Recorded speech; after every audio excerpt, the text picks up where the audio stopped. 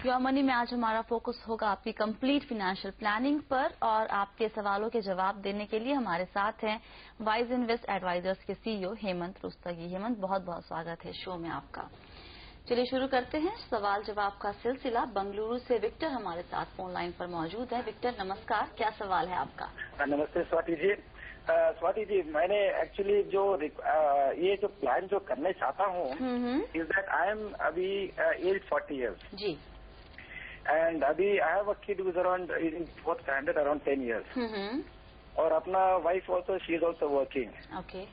And right now, my current financial status is that I have a house of my own.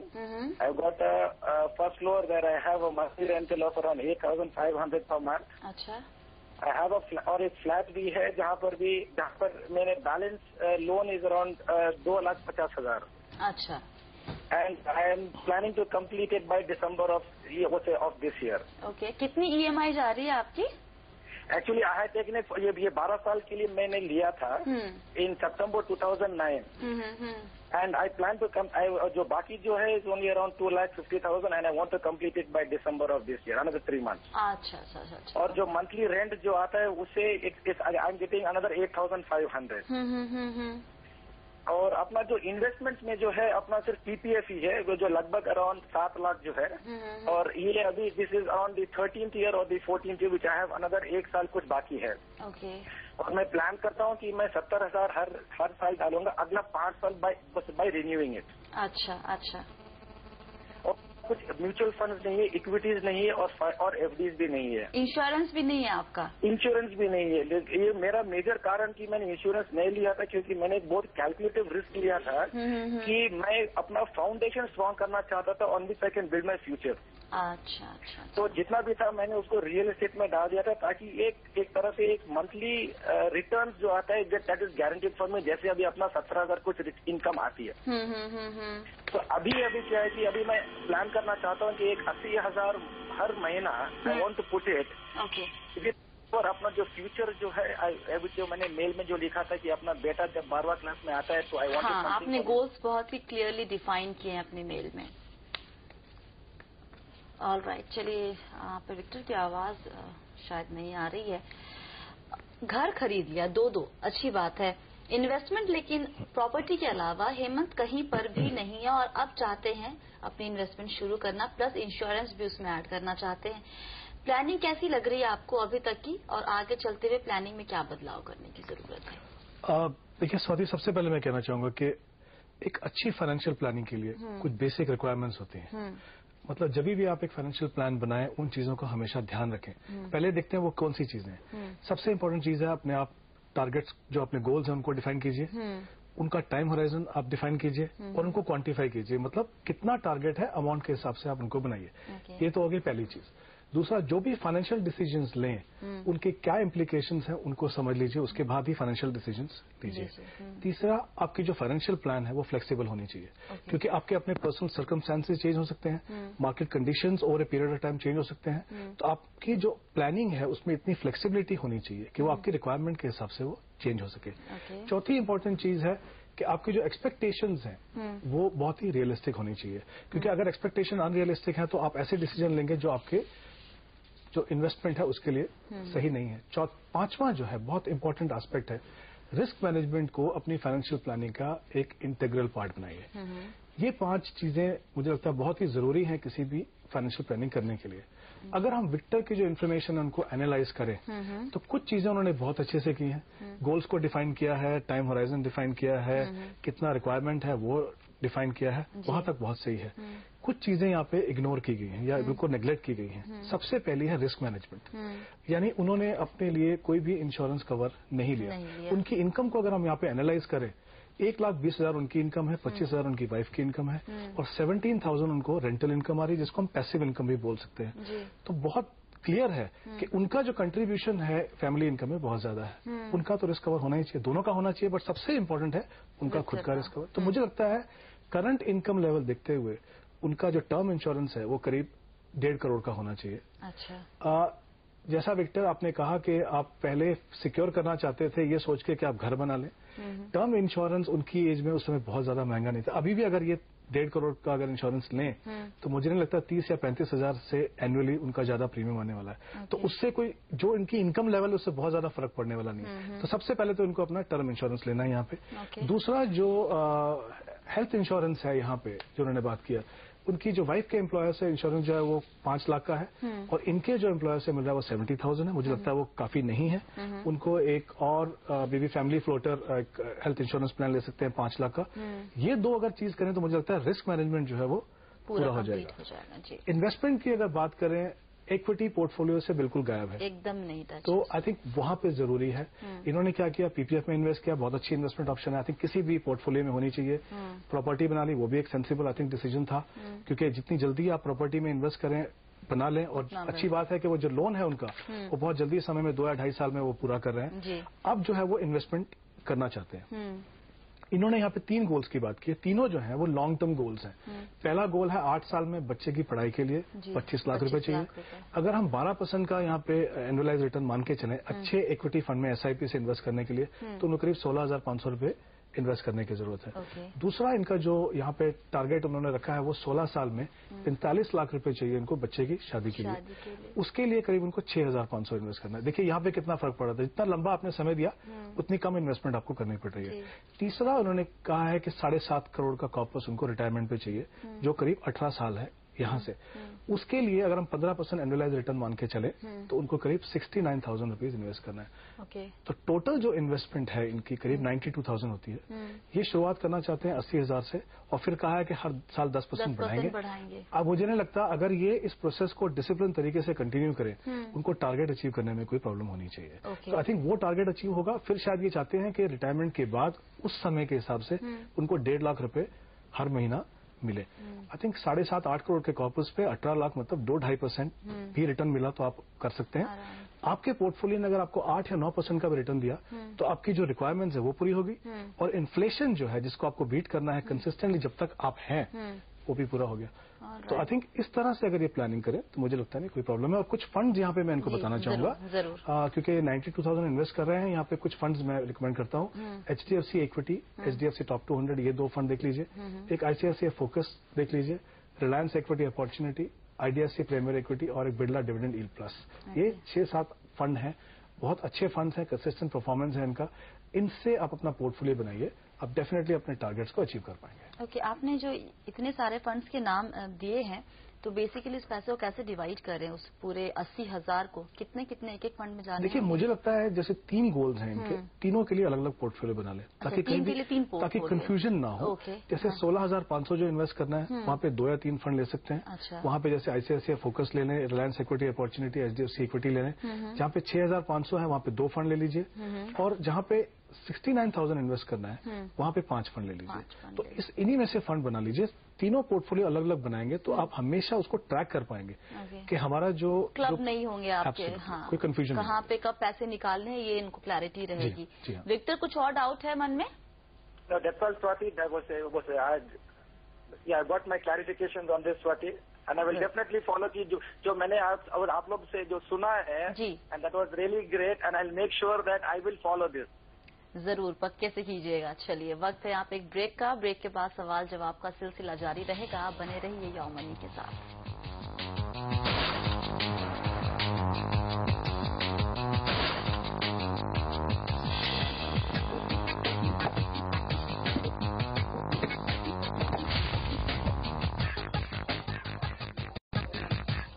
Yo money में आपका एक बार फिर से स्वागत है। आज हमारा फोकस है आपकी कंप्लीट फाइनेंशियल प्लानिंग पर, और इसमें हमारा साथ दे रहे हैं हमारे खास मेहमान हेमंत रुस्तगी। लेते हैं अगला सवाल। झाबुआ मध्य प्रदेश से मुकेश व्यास हमारे साथ जुड़ रहे हैं फोन लाइन पर। मुकेश जी नमस्कार, क्या सवाल है आपका? नमस्कार स्वाति जी। सवाल पूछिए अपना मुकेश जी। जी एक्चुअली मेरी उम्र 32 साल है और मैं अपने शादीशुदा लाइफ में हूँ। मेरी बेटी की उम्र 8 साल है और अभी फिलहाल मैं एक इंटरनेशनल एनजीओ में फाइनेंस ऑफिसर की पोस्ट पे काम कर रहा हूँ। अच्छा। और लगभग मेरा सैलरी 20,000 रुपया है। अच्छा। और सबसे पहली बात ये पूछना चाहा था मैम कि मैं काफी टाइम से आपका प्रोग्राम देख रहा था और मैं काफी कोशिश कर रहा था, मतलब आप लोगों से बातचीत हो मेरी कि मैं चाहता हूँ आज आपकी बात हो गई finally. Thank you very much, thank you very much ji. मैं ये पूछना चाह रहा था कि एक्चुअली मैं अपना टर्म प्लान कराना चाह रहा था। ओके, इसके पहले आप अभी तक के आपके इन्वेस्टमेंट क्या है, ये हमें थोड़ा आइडिया दीजिए। मैम एक्चुअली अभी तक मैंने इन्वेस्टमेंट 2-3 जगह किए थे, लेकिन वो उसको रेगुलर नहीं कर पाया था, इसलिए उसको ये हो सकता है कि वो नहीं है अभी तक, मतलब बिल्कुल नहीं, ना के बराबर ही है मेरे पास अभी तक। इंश्योरेंस के नाम पे क्या है आपके पास? कुछ भी नहीं? इंश्योरेंस के नाम पे मैंने कहते हैं कि म्यूचुअल फंड और इंश्योरेंस मिला के काफी कुछ मेरे दोस्तों ने पॉलिसियां करवाई थी, लेकिन वो सब इरेगुलर है, मतलब इंश्योरेंस और इन्वेस्टमेंट कुछ भी नहीं है फिलहाल मेरे पास अभी। है नहीं, या फिर आपने ले ली है और उसके बाद आपने प्रीमियम वगैरह पे नहीं किया है? और 1-2 बार मैंने म्यूचुअल फंड और मिक्स वाली जैसे यूलिप प्लान होते हैं ना, तो मार्केट में लोगों ने बेचे होते हैं वो। ओके, लेकिन आपने उसका प्रीमियम नहीं भरा है रेगुलरली। ओके, यहाँ पे इनकी आवाज क्लियर नहीं आ रही है मुकेश जी की। जो हमारे पास इनकी डिटेल्स हैं हेमंत, 5,000 हर महीने बचाते हैं फिलहाल। इमरजेंसी फंड के तौर पे 50,000 रुपए अकाउंट में है। गोल्स जो इनके हैं, चाहते हैं 15 लाख रुपए 10 साल के बाद। एक घर खरीदना है 3 साल के बाद 30 लाख रुपए में। एक गाड़ी खरीदनी है 2 साल में, उसके लिए 5 से 7 लाख रुपए। और बेटी की शादी के लिए 20 लाख रुपए, कोई टाइम पीरियड उसके लिए रखा नहीं है। और 28 साल के बाद 1 करोड़ रुपए अपने रिटायरमेंट के लिए। 5,000 की सेविंग है, अभी कोई टर्म प्लान नहीं है, कोई इन्वेस्टमेंट। इनकी बात से लग रहा है कि उन्होंने कुछ शुरू की है लेकिन कंटिन्यू नहीं कर पाया उसको, और उनको आइडिया नहीं है कि उसका स्टेटस क्या है आज की डेट में। हेल्थ इंश्योरेंस भी नहीं है इनके पास। यहाँ पर आपने शुरू में एक बात कही थी कि अपने जो गोल्स हैं उसको अपने जो रियलिस्टिक होना बनाना बहुत जरूरी है। मुझे लगता है यहाँ पर थोड़ा चूक गया है ये। जी स्वाति, आई थिंक यहाँ पे भी देखिए इन्होंने क्या किया, गोल्स को अच्छे से डिफाइन किया है, टाइम होराइजन भी दिया है, क्वांटिफाई भी किया है। शुरुआत बिल्कुल सही है जैसे फाइनेंशियल प्लानिंग की होनी चाहिए। लेकिन जैसा आपने कहा और हमने बात की थी पहले कि गोल्स जो है वो रियलिस्टिक होने चाहिए। यहाँ पे इनकी जो मंथली सेविंग है वो 5,000 रुपीज है। कोई इन्वेस्टमेंट इनके पास नहीं है, कोई इंश्योरेंस इनके पास नहीं है। अब ये चाहते हैं कि 2 साल में गाड़ी खरीदें जिसकी कीमत 5 से 7 लाख हो, और 3 साल में घर खरीदें जिसकी कीमत 30 लाख हो। क्लियरली अगर हम इनके शॉर्ट टर्म गोल्स को देखें, दोनों के दोनों मुझे लगता है 2-3 साल मतलब शॉर्ट टर्म गोल्स हो गए। काफी मिसमैच है जो ये अचीव कर सकते हैं और जो ये करना चाहते हैं।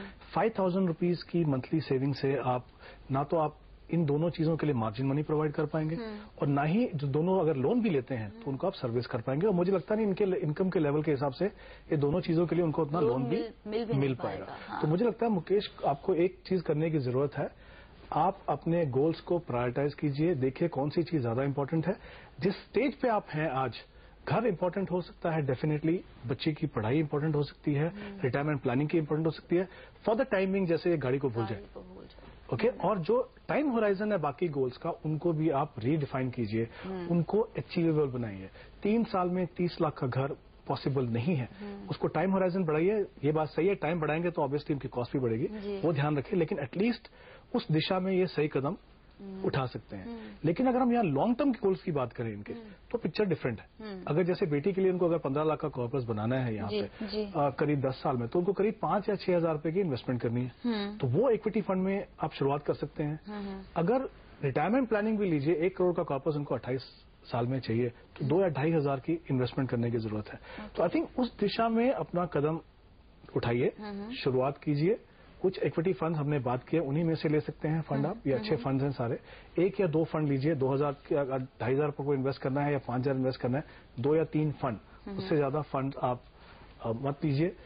उससे शुरुआत कीजिए, कॉर्पस बनाइए धीरे धीरे, और फिर जैसा मैंने कहा गोल्स को प्रायोरिटाइज कीजिए और देखिए कौन से गोल पे ज्यादा इंपॉर्टेंस देना है, और टाइम लाइन को जो अपना रीडिफाइन कीजिए। जो इनके पास 50,000 का इमरजेंसी फंड है, उसको छूने की जरूरत नहीं है अभी। आई थिंक वो तो उनको रखना ही चाहिए मेरे हिसाब से, क्योंकि 20,000 की इनकम है, सही मायने में देखा जाए तो करीब 2.5 मंथ का उनके पास 2.5 मंथ का एक बैकअप है। आई थिंक उसको जहां तक हो सके उसको टच ना करें। मुकेश जी, आप हैं हमारे साथ? जी मैम, मैं लाइन पे हूँ। ओके, आपने सुना क्या बोला हेमंत ने, आपको क्या सलाह दी? जी मैम। कुछ प्रॉब्लम है, कोई डाउट है कहीं थोड़ा सा बस है म्यूचुअल फंड में, मतलब कोई मेरे को फंड बताइए जिसमें मैं इन्वेस्ट कर सकूं। नाम फंड्स के हेमंत इनको बता दीजिए एक बार फिर से। हाँ देखिए, जैसे कुछ फंड आप देख सकते हैं, मैं आपको बता देता हूँ यहाँ पे नाम। कुछ स्क्रीन पर भी आ रहे हैं फिलहाल एचडीएफसी इक्विटी है, आईसीआईसीआई फोकस आप देख सकते हैं, और एचडीएफसी टॉप 200 और रिलायंस इक्विटी अपॉर्चुनिटी।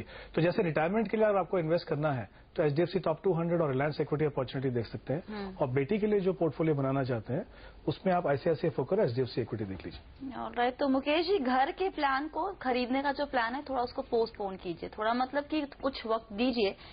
गाड़ी फिलहाल भूल जाइए, अभी गाड़ी की जरूरत आपको हो सकती है कि हो, लेकिन आपकी जो प्रायोरिटी अगर हम देखें तो बेटी की पढ़ाई और शादी और रिटायरमेंट तीनों बहुत अहम गोल होते हैं किसी भी इंसान की जिंदगी में। तो आप उस पर थोड़ा फोकस कीजिए। गाड़ी आगे चलते वक्त देखिए, अब जब सैलरी बढ़ती है उसके बाद आप इसको कंसीडर कर सकते हैं, लेकिन फिलहाल गाड़ी और घर आपको लोन मिलेगा नहीं इतना ज्यादा कि आप दोनों खरीद सके, और अगर मिल भी जाता है तो आप खुद सोचिए 5,000 की सेविंग है, आप उसमें ईएमआई देंगे या फिर आप उसमें बेटी के लिए पैसे निवेश करेंगे। और इंश्योरेंस बिल्कुल यहाँ पर रह गया इनका। आई थिंक टर्म इंश्योरेंस आपकी जो करंट इनकम है इसके हिसाब से करीब 30 लाख का इनको टर्म इंश्योरेंस लेना चाहिए। उसमें मुझे लगता नहीं आपको बिल्कुल भी देरी करनी चाहिए। आपकी जो उम्र है उसके हिसाब से आपको जो प्रीमियम है एनुअल, मुझे लगता है 4,500 या 5,000 का प्रीमियम पड़ेगा। मुझे एक डाउट यहाँ पर ये हो रहा है, ऑनलाइन टर्म प्लान इनको वहाँ पे झबुआ बहुत ही छोटी सी जगह है, शायद वहाँ मिलना बहुत सारी कंपनियां ऑफर नहीं करती होंगी, तो इनके सामने क्या ऑप्शन है? देखिए 2-3 हमने प्लान यहाँ पे इनको दिए हैं, उनमें से डेफिनेटली इनको चेक कर सकते हैं। आईसीआईसीआई का आई प्रोटेक्ट है, कोटक प्रेफर्ड है और बिरला सन लाइफ का स्मार्ट शील्ड है। ये 3 है, इनमें से आप चेक करा लीजिए वहाँ पे लोकल जो एडवाइजर है उनसे। अगर ऑनलाइन वहाँ पे अवेलेबल नहीं है तो ऑफलाइन ले सकते हैं, मतलब। लेकिन ये जो टर्म प्लान है आपको उसमें बिल्कुल भी देरी नहीं करनी चाहिए, क्योंकि सबसे पहले अपना रिस्क कवर कीजिए। और हेल्थ इंश्योरेंस भी आपको लेना चाहिए अगर आपकी कैपेसिटी है। भले ही आप 1-1.5 लाख का कवर लीजिए, लेकिन एक family floater health insurance plan जरूर लीजिए। आपको एनुअली प्रीमियम देना होगा, बहुत ज्यादा प्रीमियम भी नहीं होगा, हर महीने देने की झंझट उसमें नहीं है। हेल्थ इंश्योरेंस, टर्म प्लान ये पहले जरूर लीजिए, उसके बाद निवेश कीजिए, और घर थोड़ा देरी से खरीदिएगा, गाड़ी फिलहाल एकदम भूल जाइए।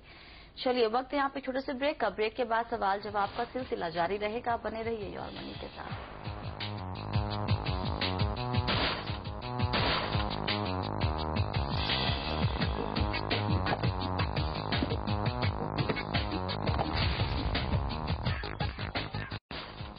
Welcome back. योर मनी में आज हमारा फोकस है आपकी कंप्लीट फाइनेंशियल प्लानिंग पर, और इसमें हमारा साथ दे रहे हैं हमारे खास मेहमान हेमंत रुस्तगी। अगला सवाल लेते हैं, गोवा से प्रकाश हमारे साथ जुड़ रहे हैं। प्रकाश जी नमस्कार, क्या सवाल है आपका? या मैडम जी, मैं नेवी में काम करता हूँ मैम। जी सर। मेरी सैलरी जो है 34,000 पर मंथ है। मैंने आपने जो मेल पढ़ा हुआ उसमें देखा होगा, मैंने काफी सारे इन्वेस्टमेंट कर रखे हैं, जिसमें कि 12,000 का मैंने एक LIC का पॉलिसी लिया है अपनी बीवी के नाम पे। आपके पूरे पोर्टफोलियो में प्रकाश जी प्रॉपर्टी पे आपका ज्यादा फोकस है, राइट? हाँ मैडम। प्रॉपर्टी और इंश्योरेंस, इक्विटी में ज्यादा एक्सपोजर नहीं है। इक्विटी में ज्यादा एक्सपोजर नहीं है मैम। एक्चुअली मैंने DSC ब्लैक रॉक का एक SIP ले रखा है। हाँ। और उसके अलावा मैम मेरे 2 इंश्योरेंस हैं जो कि बिरला सन लाइफ पे हैं। जी। बेसिकली उनको मैं उससे ज्यादा प्रॉफिट नहीं हो पा रहा मेरे को, अभी फिलहाल 2 साल ही हुए उसको। तो मेरा कहना यह था कि क्या उससे निकलना मेरे लिए फायदेमंद रहेगा अभी? ओके, एक सवाल आखिरी आपसे। आपने लिखा है कि बच्चे की पढ़ाई के लिए आपको कुछ पैसे जोड़ने हैं 10 से 12 साल में। क्या अमाउंट आप देख रहे हैं बच्चों की पढ़ाई पे, कितना खर्च करना चाहेंगे? अभी के सिनेरियो में एटलीस्ट 15 से 20 लाख तक मैम। चलिए ठीक है हेमंत, क्विकली इनके पूरे पोर्टफोलियो पर और प्लानिंग पे नजर डालते हैं। फोकस ज्यादा प्रॉपर्टी पे, इंश्योरेंस पे, म्यूचुअल फंड पे नहीं है। क्या सलाह देंगे आगे चलते हुए, क्या क्या बदलाव किया जाए? स्वाति, मैं कहूंगा आई थिंक प्रकाश का जो इंटेंट है बहुत क्लियर है। वो चाहते हैं कि बच्चों को ठीक से अच्छे से पढ़ाई हो जाए। प्रॉपर्टी पे उन्होंने ध्यान दिया है, चाहते हैं कि आगे के लिए भी कॉर्पस बने। तो आई थिंक इंटेंट बहुत क्लियर है, लेकिन जो पोर्टफोलियो कंपोजिशन है बहुत ही कंजर्वेटिव है मुझे लगता है। अच्छा। अगर आप उसको एनालाइज करें, यहाँ पे उनकी इन्वेस्टमेंट KVP में है, जैसा हम जानते हैं उसमें 8 साल 7 महीने में पैसा डबल होता है। लॉन्ग टर्म के लिए अगर आप इन्वेस्ट कर रहे हैं KVP जैसे इंस्ट्रूमेंट में, तो ऑब्वियसली आप इन्फ्लेशन को बीट करने में स्ट्रगल करेंगे, आपका पैसा बढ़ेगा नहीं। अगर हम इंश्योरेंस की बात करें, यहाँ पे अगेन 2 ऑप्शन है इनके पास। एक एंडोमेंट पॉलिसी है, एक चिल्ड्रन प्लान है, जो बिरला सन लाइफ की चिल्ड्रन ड्रीम प्लान है। इसमें 2 पॉलिसीज नहीं है उन्होंने। ये भी बहुत ही कंजर्वेटिव प्लान है। इसमें 65% के करीब पैसा जो है वो डेट में जाता है। okay. जब भी आपके गोल जो है लॉन्ग टर्म के लिए कॉर्पस बनाने के हैं, और इतना सारा पैसा अगर डेट इंस्ट्रूमेंट में जाएगा तो वो कॉर्पस आप बिल्डअप नहीं कर पाएंगे, बना नहीं पाएंगे यहाँ पे। तो क्लियरली यहाँ पे और इक्विटी के नाम में अगर देखें तो बहुत ही कम इन्वेस्टमेंट है। तो मुझे लगता नहीं कि लॉन्ग टर्म गोल के लिए जो रिक्वायरमेंट है वो यहाँ से पूरी हो सकेगी। तो आई थिंक उसमें डेफिनेटली चेंजेस करने की जरूरत है। मेरी रिकमेंडेशन ये है कि जो चिल्ड्रन प्लान में आप जो कर रहे हैं इन्वेस्टमेंट, वो आप डिसकंटिन्यू कीजिए और उस जो पैसा वहां पे आप लगा रहे हैं वो आप म्यूचुअल फंड में सिस्टमैटिकली इन्वेस्ट करके अच्छे इक्विटी और इक्विटी ओरिएंटेड फंड में इन्वेस्ट कीजिए। लेकिन अगर अभी ये प्लान तोड़ते हैं अपना, तो क्या इनको मिलेगा, कुछ वापस आएगा पैसा या फिर? सरेंडर, हाँ मिलेगा, पैसा तो मिलेगा। कितने साल से आप इस प्लान में हैं प्रकाश, बिरला सन लाइफ के चिल्ड्रन ड्रीम प्लान में? मैम इसमें मुझे 2 साल हो गए मैम। मैंने ये 2009 में लिया था, एक फरवरी में और दूसरा अप्रैल में। तो अभी हाँ उसमें शायद 2 साल का समय तो बहुत कम है। तो आई थिंक जो बेसिक मिनिमम रिक्वायरमेंट है उतना इन्वेस्ट करके उसको छोड़ दे और उसके बाद जो पैसा जैसे मैंने कहा वहां पे इन्वेस्ट करें को उसको सिस्टमैटिकली इन्वेस्ट करें। और ये प्रकाश, आपके पास जो भी अब सरप्लस पैसा आता है या सैलरी से जो भी पैसा बच रहा है, आपके स्क्रीन पर इस वक्त कुछ फंड्स के नाम आपको हम बता रहे हैं, उस फंड्स में आप पैसे डालना शुरू कीजिए और फोकस हमेशा रखिएगा। आगे चलते हुए कॉर्पस अगर बड़ा बनाना है तो थोड़ा सा इक्विटी का एक्सपोजर लेना होगा। म्यूचुअल फंड के जरिए आप इक्विटी में इन्वेस्ट कर सकते हैं। कॉर्पस बिल्डअप करने के लिए आपके लिए बहुत ही जरूरी है इक्विटी का थोड़ा बहुत, इनफैक्ट थोड़ा ज्यादा इस उम्र में एक्सपोजर लेना। बहुत बहुत शुक्रिया हेमंत सभी सवालों के जवाब देने के लिए।